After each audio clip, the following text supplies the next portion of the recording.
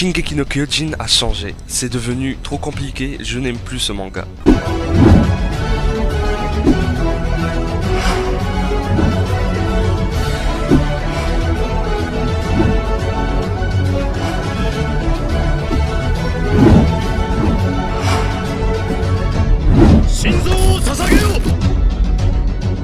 Ohayou tout le monde, j'espère que vous allez bien. Je reçois parfois des messages comme ça. J'en trouve également dans les commentaires, comme quoi c'est devenu du n'importe quoi. Cette vidéo n'a absolument pas pour but de calmer les concernés, sinon ça serait trop facile. Ça parlera du manga comme de l'anime, bien évidemment de quelques théories, et sur le fait que ça soit compliqué. Donc alerte spoil, veuillez regarder la vidéo si vous êtes à jour. Mon Discord est en commentaire et en description. Si vous voulez parler de l'attaque des titans, on a plus de 700. Bienvenue aux fans, allez c'est parti. Je l'admets, tout a changé. Dans la saison 1, un monde où il y avait les titans, qui sont les êtres supérieurs, et les humains à l'intérieur des murs. Ces moments d'espoir, et 2 secondes après, c'est ça la vérité.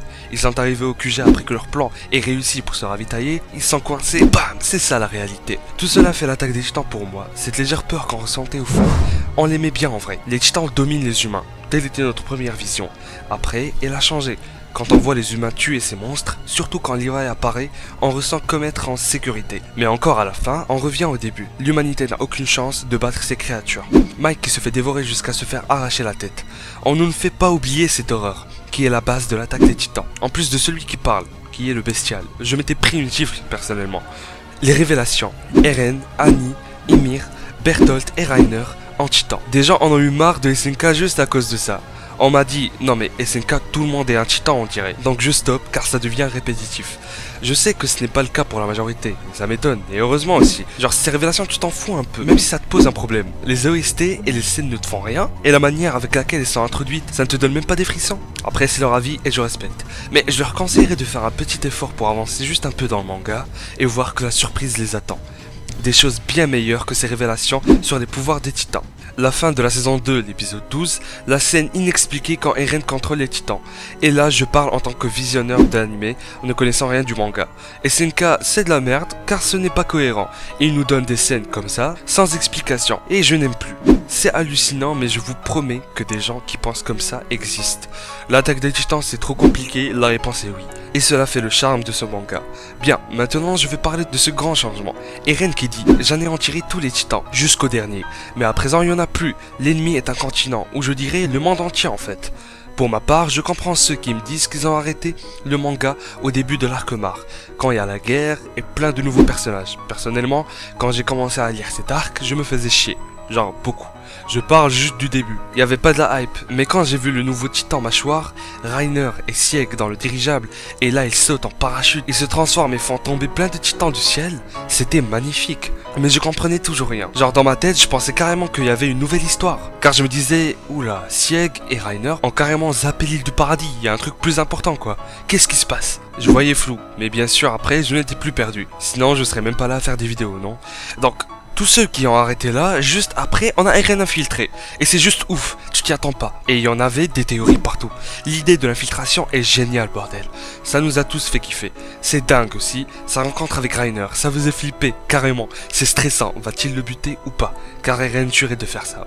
Bon, sinon, même avec ceci, des gens ont arrêté après la grande attaque à Mar. En disant SNK c'est plus comme avant, et vous avez raison, ça a changé. Et puis, on ne peut pas détester ça, car tout était là depuis le début.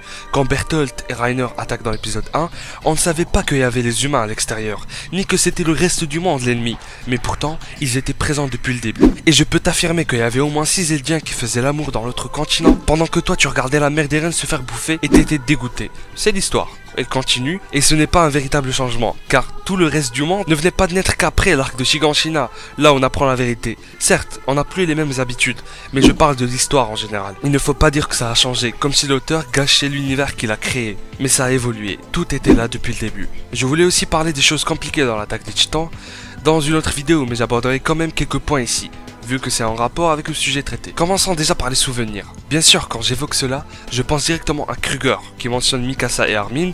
J'en ai déjà parlé dans ma théorie sur la fin du monde dans SNK.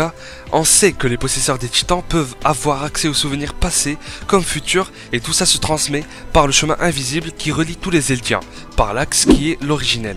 Cette phrase est déjà un grand bordel et un grand mystère. Aussi on sait que les os et ce qui constitue les titans passent également par ce chemin. Non mais il y a juste ça à dire malheureusement, à part le fait qu'il faut toucher quelqu'un de sang royal pour avoir accès aux souvenirs. Dernièrement, dans le chapitre 110, on voit Armin qui voulait toucher le cristal d'Annie pour essayer d'avoir accès à certaines informations, mais il a été interrompu par Hitch. Donc est-ce que ça marche ou pas? Quel est le plan de Sieg et d'Eren? On sait que les deux se comprennent apparemment d'après le bestial, mais dans le 114, on apprend que Sieg veut anéantir tous les Eldiens pour les libérer de la souffrance et le monde des démons. Alors qu'Eren pas du tout, il veut combattre et n'a jamais mentionné ça. Dans cette image d'après moi, il admire son demi-frère et on dirait qu'il pensait à tout ce qu'il a dû endurer quand il était petit. Donc pour moi, soit Eren est avec Sieg mais a quand même un plan qu'il a conçu à lui-même. Je n'ai pas prévu d'aborder des théories avec beaucoup de détails, mais en gros j'ai quelques idées. Pour rompre le pacte avec le démon et faire disparaître les titans, Eren devra tous les posséder. Bien sûr après avoir déclenché le grand terrassement pour anéantir les autres. Le bébé d'Historia sera alors le premier né après la fin de la malédiction d'Ymir. Et cette image qui ne représente apparemment pas la dernière planche du manga, ça serait Eren avec le bébé d'Historia. En plus de ce qu'il dit, tuez ou bien vous êtes libre. Pour ceux qui ne savent pas, pour ce croquis, c'est Isayama qui l'a fait et soi-disant, ça serait la fin de SNK. Mais récemment, on vient de dire le contraire, donc c'est le bordel. Comme je dis, tu peux penser à tout, mais à la fin, il y aura un truc à quoi tu t'y attendais pas. C'est ça Isayama. À quoi Eren pense vraiment? Depuis le début, il disait je suis libre. Même contre Annie, il annonce qu'il voulait détruire tout le monde. Donc est-ce qu'il est en train de suivre son frère, anéantir les Eldiens pour les libérer de leur souffrance, tuer tout le monde car personne n'est bien dans cet univers? Après, il était enragé et bien sûr, je ne vais pas me baser que de ses paroles d'il y a 4 ans pour affirmer ses intentions. Mais ce que je voulais dire, c'est que tout coïncide dans cette œuvre. Et Annie dans tout ça, quelque chose me dit qu'elle sera la clé de tout ce qui se passe. Bon là il y aura la guerre contre Mar. Et est-ce qu'il y aura un soutien de la part du reste du monde? À voir. Quelque chose me tracasse. Sieg et Eren avaient un rendez-vous. Alors pourquoi l'équipe de Floch cherche toujours à avoir des informations à propos de l'emplacement de Sieg? Donc je me dis qu'Eren n'a pas totalement révélé ses intentions au Pro Jaeger. Cette lettre aussi, on ne sait pas tout ce qu'elle contient. Et si Eren avait ce gant de baseball et la balle, ça veut dire qu'elle a joué avec son frère, non? Ça serait suspect devant tout le monde. Et pour la durée de vie, est-ce qu'après avoir eu 2 pouvoirs de titan, les 13 ans sont doublés? La réponse est je ne sais pas du tout. Kruger, Xaver, Uli étaient bizarres à leur dernière année, mais pas Grisha. Et même après avoir pris celui de Frida, ils ne montraient aucun signe de faiblesse. Alors pourquoi? Est-ce que ça veut dire que le raisonnement d'avant est juste et que le père d'Eren ne savait pas? Ce qui me perturbe le plus, c'est comment il savait qu'il est arrivé à sa fin. Il sait que c'est la 13e année, ça c'est facile. Mais est-ce qu'il a compté jour par jour? Au début, il partait pour le travail. Alors, est-ce que c'était fait exprès pour prendre le pouvoir chez les restes, ou bien c'est juste une coïncidence, et il a voulu faire ça après l'attaque du Colossal, pour leur demander de les aider. Car imaginons que les titans n'étaient pas venus à ce moment, il aurait quand même donné son pouvoir à Eren, après lui avoir montré ce qui se cache dans le sous-sol. Genre quand il a pris le pouvoir de l'originel, il était très pressé de se faire dévorer, et je me demande pourquoi. Surtout que ton corps ne montrait aucun signe de faiblesse. Et soi-disant qu'Eren n'a pas montré qu'il était prêt pour savoir la vérité. Car c'est juste quand le petit a dit qu'il voulait explorer l'extérieur et qu'il veut être libre, que Grisha a décidé de lui montrer le sous-sol à son retour. Donc si Eren n'a jamais fait part de son point de vue, car il cachait le truc à ses parents, et c'est à cause de Mikasa que tout le monde a su, qu'allait faire le père au juste? Donner son pouvoir juste comme ça? Mourir sans le passer à quelqu'un? Car là aussi, était-elle au courant de tout? Je ne pense pas car elle n'avait aucune réaction étrange quand le père parlait de la pièce secrète. Enfin bon, moi je pense que pour sa dernière semaine, Grisha ne passerait pas son temps à travailler quoi. T'as autre chose à faire, profiter de la vie. Et pour Uli, c'est vrai qu'il a drôlement vieilli en 13 ans, croyant tous qu'il a vécu plus avec son pouvoir.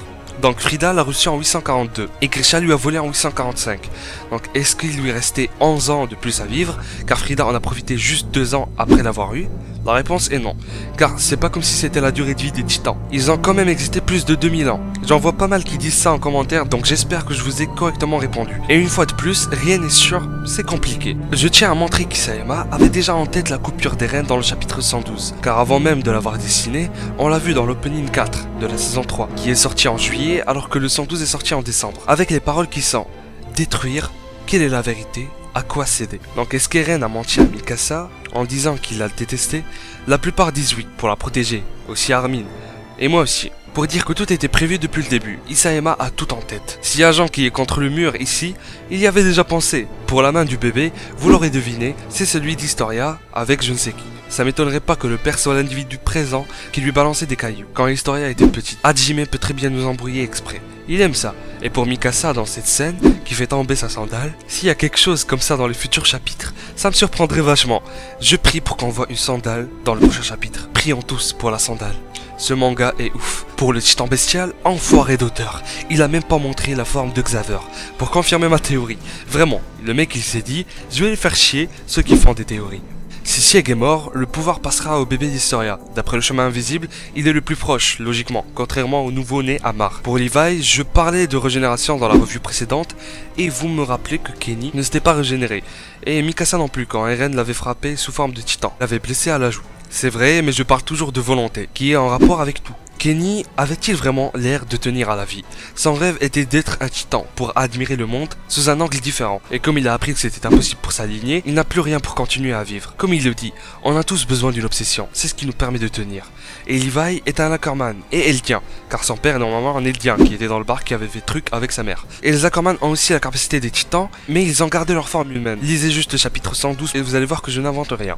Et donc, Levi, s'il est entre la vie et la mort, soit il va se dire que Sieg est décédé, donc, il a tenu sa promesse à Erwin, et il n'a plus rien à faire dans ce monde, se laissant ainsi s'éteindre doucement dans l'eau. Soit il aura une grande volonté et entraînera une régénération de son corps, ce qui serait comme un éveil du pouvoir des Ackerman, je ne sais pas. Cette théorie va loin, je sais. Et pour moi, ça reste une supposition qui est très loin d'être vraie. Mais je voulais juste vous dire sur quoi je me base pour vous montrer que ça reste compliqué, même si c'est logique. Avoir des informations et les utiliser pour construire une hypothèse pourra toujours quelque chose qui contredira ça. Car rien n'est sûr dans ce manga. Espérons avoir des réponses à tout cela bientôt. Le chapitre 115, ça pourrait parler d'Historia avec Neil, car Pixis lui avait ordonné de voir s'il se portait bien. Et oui, il y a moyen qu'on ne voit ni Levi ni Sieg dans le prochain chapitre, jusqu'à Isayama veut faire durer le suspense. Et puis, on aura peut-être des révélations, car j'aimerais encore un flashback après que Sieg a eu le bestial.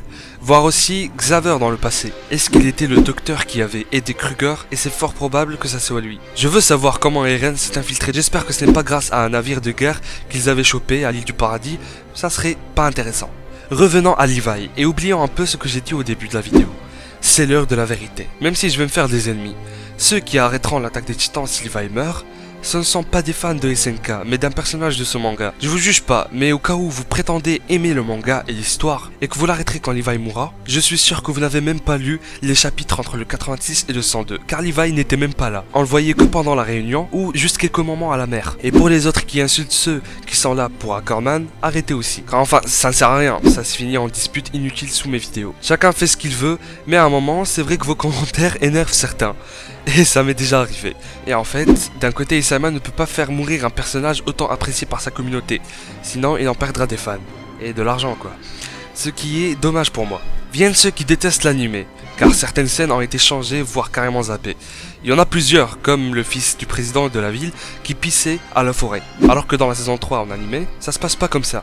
Aussi, la scène où Eren essaie de parler sous forme de titan, et quand il construit des maisons et écrit avec des arbres. Peut-être que ça viendra prochainement comme flashback, comme avec le chapitre où on voit le passé d'Ymir, qui fut introduit dans la saison 2. Si vous voulez une autre vidéo comme celle-là, vous n'avez qu'à le dire, car je voulais juste parler de ce qui se passe un petit peu maintenant. Bien sûr, je n'ai pas évoqué d'autres points importants, ça sera une prochaine fois. Partagez comme d'habitude pour faire grandir la chaîne, faites-moi part de vos théories, et on se retrouve pour la revue du chapitre 115. Je vous lâche un énorme acquis de droite dans la gueule, et à la prochaine.